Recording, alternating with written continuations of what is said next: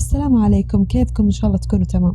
قصة اليوم من أبشع الجرائم اللي حصلت بالسعودية بصفوة التابعة لمنطقة القصيم.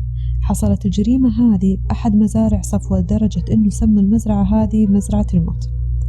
المهم كانت المزرعة هذه معروضة للإيجار الشهري، وجاء واحد من أهل المنطقة وشاف المزرعة وعجبته واستأجرها، ومع الوقت قرر إنه يشتري هذه المزرعة.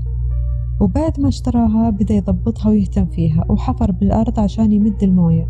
الغريب إنه لما كان يحفر لقي جثة، وقف الحفر على طول وراح بلغ رجال الشرطة. حضرت الشرطة والطب الشرعي للمزرعة. الشرطة سوت بحث عشان تعرف من متى هذه الجثة موجودة بالمزرعة. المهم طلعوا الجثة لكن ما عرفوا هوية الشخص هذا. المشكلة إن صاحب المزرعة الأول أجر المزرعة هذه لناس كثير قبل يبيعها، يعني صاروا المشتبه فيهم كثير. المهم كملوا حفر وفجأة انصدموا وشافوا 4 جثث، وكان من بين الجثث هذه واحد يحمل هويته. طلعوا الهوية من ملابسه ولقوا خاتم ذهب مكتوب عليه اسم زوجته، ولما شافوا الاسم الموجود بالكرت كان نفس الاسم الموجود بالخاتم. وبعد ما تعرفوا على هذا الشخص امسكوا جميع العمالة الهندية اللي كانت تشتغل مع هذا الشخص.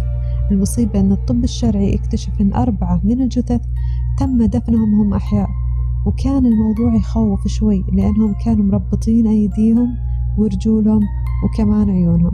ولما كثروا البحث اكتشفوا إنهم يشتغلون بمهن تختلف عن بعض، واحد نجار وواحد بالبقالة وواحد محلات إلكترونية. مسكت الشرطة 26 شخص من العمالة الهندية، وحاول الشرطة معرفة إن كيف الشخص اللي نفذ الجريمة قدر يقتلهم ويسيطر عليهم كلهم بوقت واحد.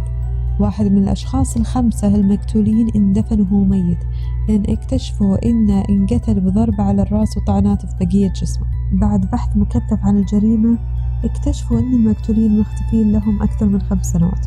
المهم قامت الأدلة الجنائية وحددت تاريخ اختفاء الجثث. استدعوا كل الأشخاص اللي استأجروا هذه المزرعة بذيك الفترة.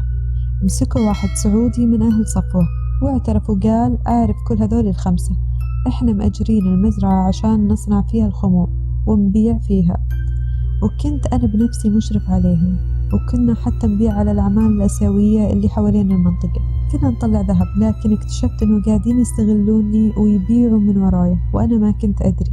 في يوم من الأيام كنا مجتمعين بالمزرعة، وكنت وقتها زعلان وكنت مكثر من الشراء، وكانوا معاي 2 أصحابي سعوديين شربوا كمان وكثروا لين صاروا بحالة سكر. حصل خلاف بيني وبين واحد من ال5، ولأني كنت سكران أخذت السكين وطعنت واحد فيهم، ولما مات الكل كان متوتر وخايف وكانوا كلهم بحالة سكر. وهنا اتفقت مع أصحابي السعوديين وقلت لهم إيش رأيكم نحط حبوب منومة ونشرب ال4 الباقيين. وفعلا شربوا المنوم، وحاولت أقنع ال4 أن ما لهم علاقة بالموضوع، وأهم شيء إنهم ما يبلغوا علي. فقمت وشربتهم المنوم وحطيت لهم المنوم بالمشروب. شربوا إلى أن طاحوا وفقدوا وعيهم، فقمت أنا وأصحاب السعوديين ربطناهم ورميناهم أحياء بنفس الحفرة اللي رمينا فيها الشخص الميت. المهم حكمت المحكمة على الشباب السعوديين 3 بالقصاص، وواحد منهم تعزيرا اللي كان قاتل بالسكين، و2 الباقيين قصوهم، وجابوا كمان 5 من العمالة الوافدة اللي كانوا يشتغلون بصناعة الخمور وجلدوهم وحكموا عليهم بالسجن والترحيل.